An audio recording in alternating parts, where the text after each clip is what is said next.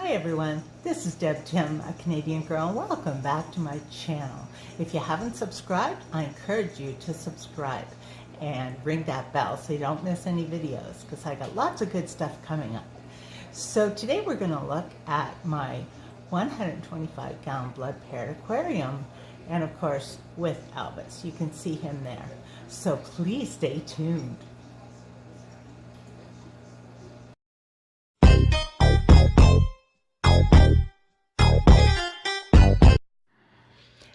This is my 125-gallon aquarium.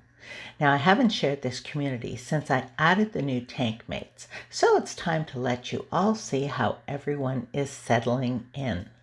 Many of you know I sold my 150-gallon as it was 27 inches high and difficult for me to reach to clean all areas of the tank to my satisfaction. Well, this tank, having the same footprint, is perfect, being 23 inches high. That's 4 inches lower, and hubby built the stand 2 inches lower. I am finding this tank is a breeze to clean. That's the best decision I could have made. I can comfortably reach all areas of the tank without a ladder. Now that to me is awesome.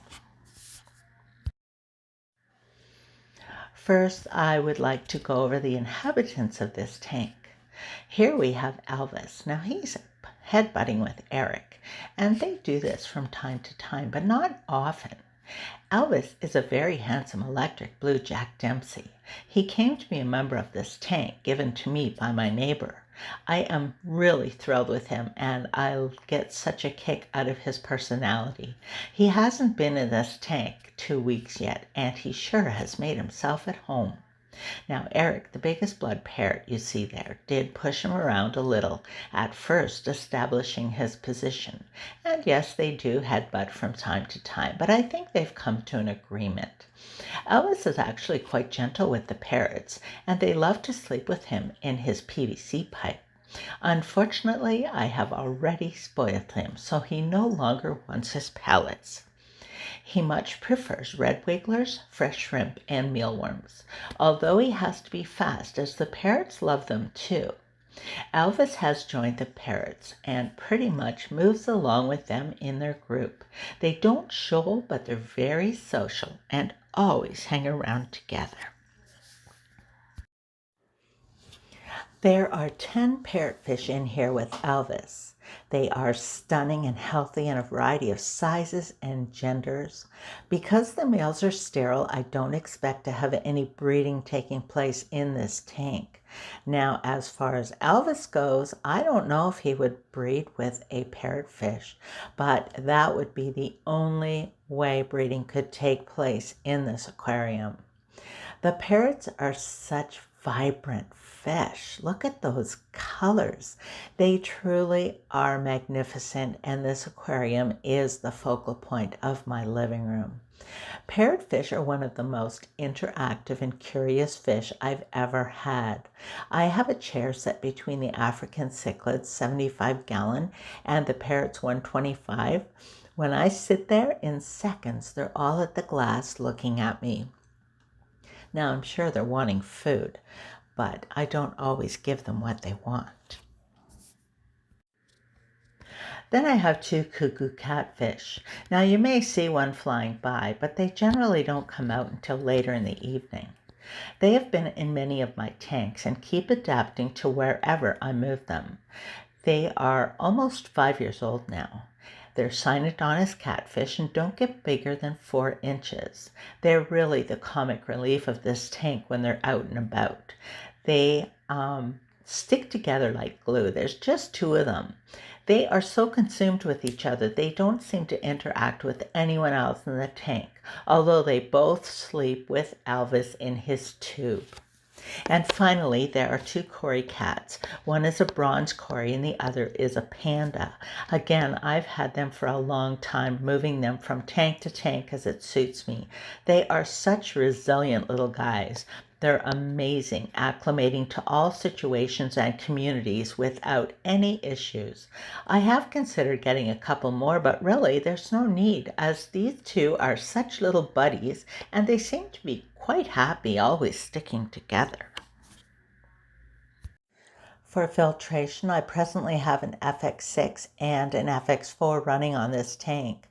My intent was to move the FX4 back to the 55-gallon once the FX6 has been seeded.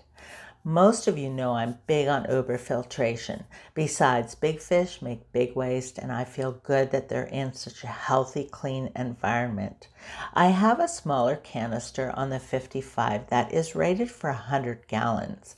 I'm considering keeping these canisters both running on this aquarium and leaving the 55 as it is. After the cichlids in quarantine are moved out, I plan on just putting Gaia in here alone after she has laid her eggs with Bogey. So I really won't need the FX4 on a 55-gallon just for one fish.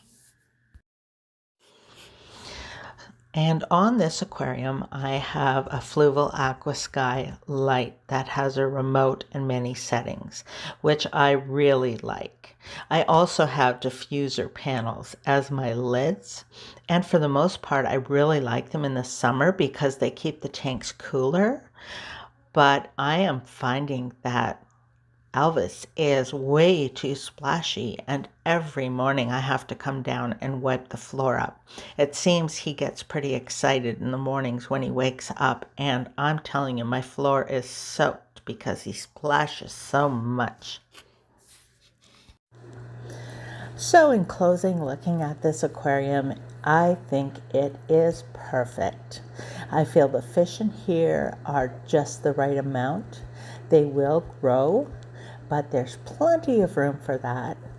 This tank is far from overstocked, well filtrated to handle the bioload such large fish put on it.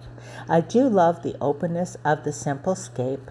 I find the fish show off so much better, and it also gives them plenty of swimming room so they can make use of the entire tank. So now all I have to do is enjoy my masterpiece. So until next time, this is Deb Tim signing out. Thanks so much for watching. I hope you had a great weekend. I wish you a wonderful week ahead, and I'll talk to you soon. Bye.